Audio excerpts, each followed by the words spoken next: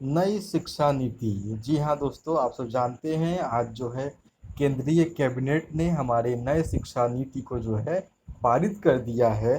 तो आज के इस वीडियो में हम यही जानेंगे कि नई शिक्षा नीति में कौन कौन से बदलाव किए गए हैं। जो है 5+3+3+4 फॉर्मेट को लागू किया गया है। बीएड के लिए कुछ नए रूल्स लाए गए हैं और एजुकेशन मिनिस्ट्री जो है एचआरडी मिनिस्ट्री का नाम भी चेंज किया गया है।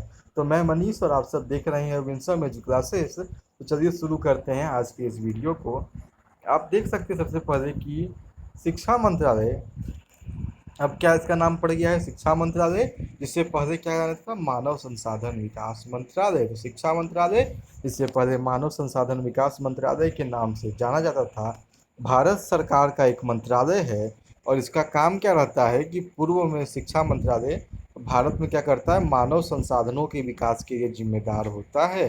अब यहाँ मानव संसाधन का मतलब क्या हुआ, जैसे आपने सुना हो कि ये प्राकृतिक संसाधन है, तो यहाँ मानव संसाधन का अर्थ यही होता है जो बच्चों को, छोटे बच्चों को पढ़ाई लिखाई से लेकर उसके आगे विकास करने तक की जिम्मेदारी किसकी होती है, तो मानव संसाधन विकास मंत्रालय की होती है। इसकी स्थापना अर्थात एचआरडी मिनिस्ट्री की स्थापना कब हुई थी, 26 सितंबर 1985 को इसकी स्थापना हुई थी। और आप सब जानते होंगे कि हमारे शिक्षा मंत्री कौन हैं। हमारे शिक्षा मंत्री है रमेश पोखरियाल निशंक, डॉक्टर रमेश पोखरियाल निशंक, जो अब हाल फिलहाल में बहुत ही अधिक चर्चा में रहे हैं। चाहे वो सीबीएसई रिजल्ट हो, चाहे सीटेट के एग्ज़ाम के बारे में, जेईई नीट।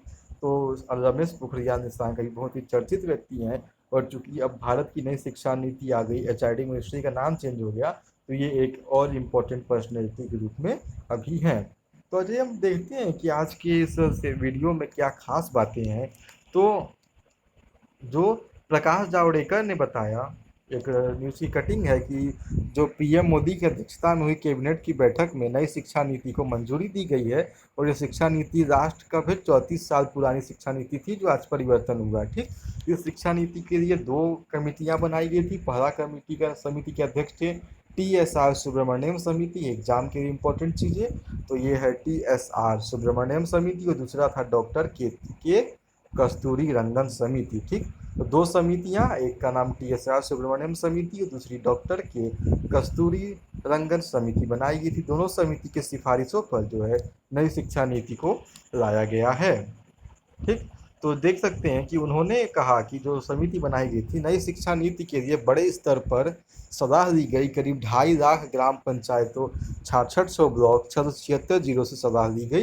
अर्थात उन जिलों के जो अच्छे पर्सनैलिटीज माने जाते थे, जो जिन्हें हम सब पढ़े लिखे लोग, मैं उनसे सलाह मशवरा लेने के बाद ही सरकार ने जो था नई शिक्षा नीति के लिए नई शिक्षा नीति के फॉर्मेट को बनाया है। जिसके तहत सरकार का ऐसा कहना है कि नई शिक्षा नीति के तहत कोई छात्र एक कोर्स के बीच में अगर कोई दूसरा कोर्स करना चाहे तो पहले कोर्स से सीमित समय के लिए ब्रेक लेकर कर सकता है। ठीक, और भी बहुत सारे पॉइंट्स जिसे हम सब देखने वाले हैं। अब देखिए, आप सब बचपन से ही सुनते आते होंगे 10+2 होता था। 10 मीन्स आपको पता होगा एक हाई स्कूल होता था, उसके बाद क्या, इंटरमीडिएट। ठीक है, अभी यहाँ कहाँ तक बात हो रही है, इंटरमीडिएट तक की ही बात हो रही है। उसके आगे की भी मैं डिस्कस करने वाला हूँ। तो स्कूली शिक्षा में जो 10+2 का फॉर्मेट होता है उसे हमसे ख़त्म करके अब जो है 5+3+3 फॉर्मेट को लाया गया है। अब ये भाई 5+3+3+4 फॉर्मेट क्या होगा, इसका मतलब है कि स्कूल में पहले 5 साल में प्री प्राइमरी, स्कूल के 3 साल और कक्षा 1 और कक्षा 2। ठीक, तो प्री प्राइमरी जो LKG UKG होता है ना, तो एक प्री प्राइमरी LKG UKG मतलब ये 3 साल ये हो गए। बालक जो है 3 साल यहाँ पढ़ेगा, उसके बाद कक्षा 1 और कक्षा 2 मिला कितने हो गए, 5 हो गए। ठीक, उसके बाद फिर अगले 3 साल कहाँ से लेकर कक्षा 3, कक्षा 4 और कक्षा 5 की तैयारी के चरण में विभाजित किया जाएगा। तो एक 3 का मतलब ये हो गया।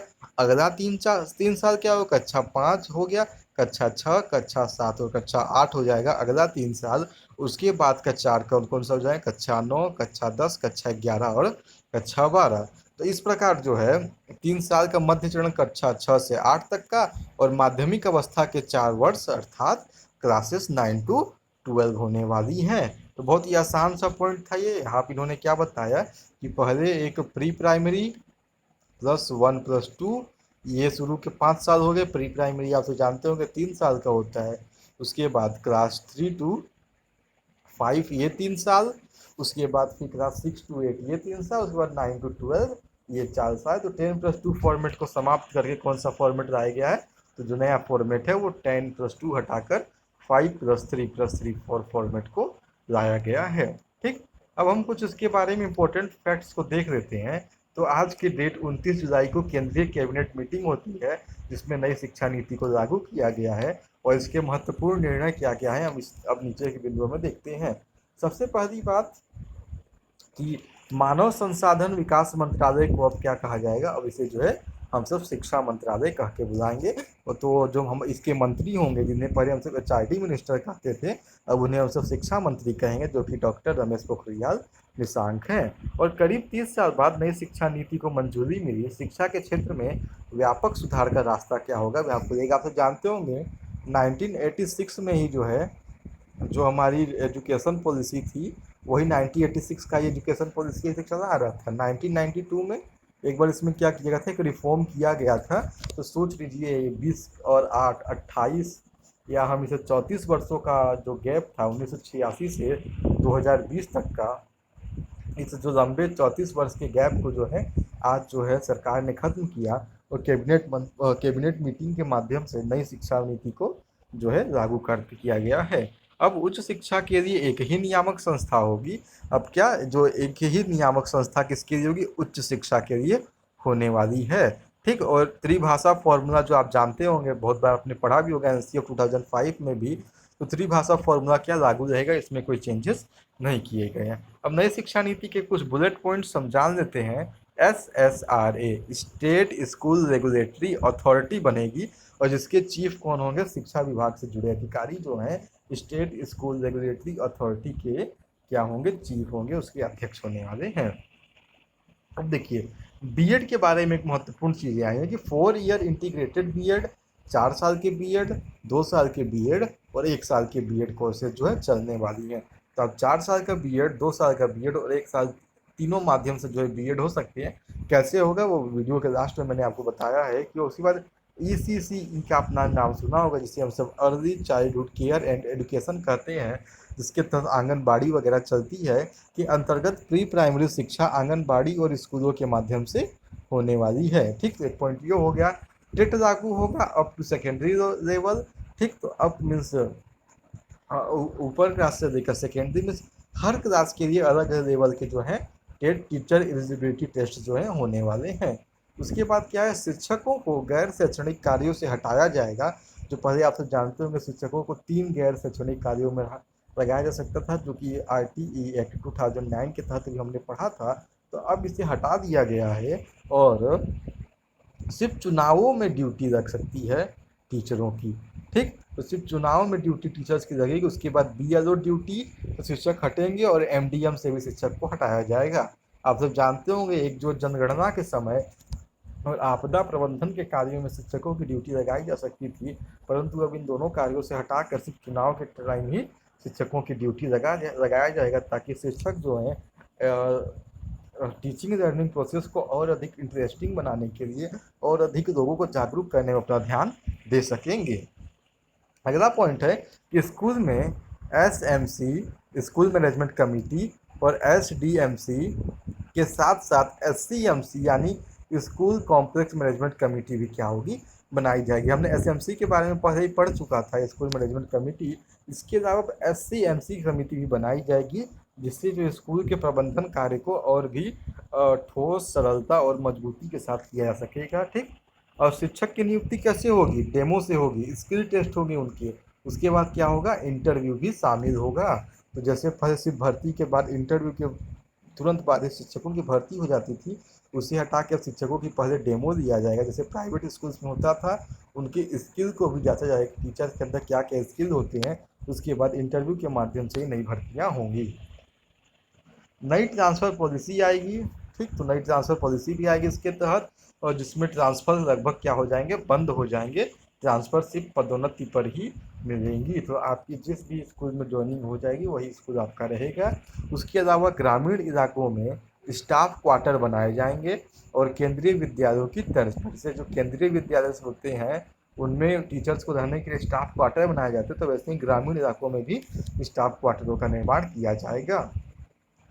अब आरटीई राइट टू एजुकेशन को कहाँ तक, क्लास 12 पर, जो क्लास कहाँ तक था, सिर्फ 8 तक था, और या फिर 18 वर्ष की आयु तक क्या किया जाएगा, लागू किया जाएगा। मिड डे मील के साथ हेल्दी ब्रेकफास्ट की भी व्यवस्था की जाएगी। ठीक, तो मिड डे मील में दोपहर के लंच के अलावा ब्रेकफास्ट की व्यवस्था जो स्कूलों में की जाएगी।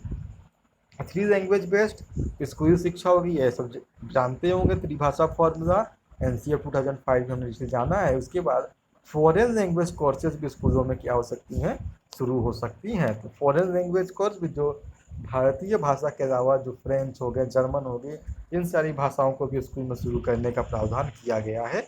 उसके बाद विज्ञान और गणित को बढ़ावा दिया जाएगा। ठीक, तो हर कक्षा को बच्चों को लगभग विज्ञान और गणित पढ़ने का मौका मिलेंगे। ठीक, हाँ, यहाँ एक पॉइंट अच्छे से कि विज्ञान और गणित को बढ़ावा दिया जाएगा। हर सीनियर सेकेंडरी स्कूल में जो है साइंस या मैथ्स विषय लेना क्या होगा, अनिवार्य होने वाला है। और स्थानीय भाषा भी शिक्षा का माध्यम होगी। बिल्कुल, स्थानीय भाषा जब शिक्षा का माध्यम होगा, जो टीचिंग लर्निंग प्रोसेस है वो आसानी से हो सकेगा। एनसीईआरटी पूरे देश में नोडल एजेंसी होगी। जो शिक्षा का सबसे महत्वपूर्ण कार्य किसका होगा, अब एनसीईआरटी का। स्कूलों में जो राजनीतिक व सरकारी हस्तक्षेप होता है लगभग उसे क्या होगा, इससे ये समाप्त हो जाएगा। और क्रेडिट बेस्ड सिस्टम होगा, जिससे कॉलेज बदलना आसान और सरल होगा। बीच में कोई भी कॉलेज बदला जा सकता है। जैसे कि केवीएस वगैरह में क्या होता है, अगर आप बीच में आप कहीं ट्रांसफ़र होने पर भी आपको स्कूल बदलने में दिक्कत नहीं होती है, उसी प्रकार क्रेडिट बेस्ड सिस्टम को इंट्रोड्यूस किया जाएगा, जिसके तहत यदि आप कॉलेज को चेंज करना चाहें तो वो आसानी से बदल सकते हैं। अब देखिए, हाँ, यहाँ बीएड की बात आती है, तो बीएड के बारे में बताया गया है इंटर, ठीक, कक्षा 12 के बाद आप बीएड करेंगे तो कितने साल का होगा, बीएड 4 वर्षीय बीएड होगा। स्नातक अर्थात बीए के बाद, बीए बीएससी बीकॉम में जो भी करते हैं बैचलर डिग्री के बाद बीएड कितने वर्ष का होगा, 2 वर्ष का होगा। परा स्नातक के बाद बीएड जो है 1 वर्ष का होगा। जैसे वर्तमान में आपने बीए किया हो, एमए किया हो, एमएससी किया हो, पीएचडी किया हो, डजेंट मैटर, उससे फ़र्क नहीं पड़ता, आपको बीएड जो है 2 वर्ष का ही करना पड़ेगा। परंतु इस नई शिक्षा नीति के तहत बीएड जो है अब इंटर के बाद 4 साल का होगा, और स्नातक के बाद 2 साल का, और परा स्नातक मास्टर्स डिग्री के बाद जो है बीएड के कोर्स कितने साल के होंगे, 1 साल के होंगे। इसके अलावा भी इसमें बहुत सारे तथ्य थे नई शिक्षा नीति में, जो कि आप मिनिस्ट्री ऑफ वेबसाइट में जाके इसकी आप गूगल पर सर्च करके पढ़ सकते हैं। और मैं कंटिन्यूसली वीडियोस बनाता रहूँगा शिक्षा संबंधित जानकारियों को लेकर। तो आप मेरा YouTube channel Wilson edu classes को सब्सक्राइब करें और इसे अधिक से अधिक शेयर करें। Thank you.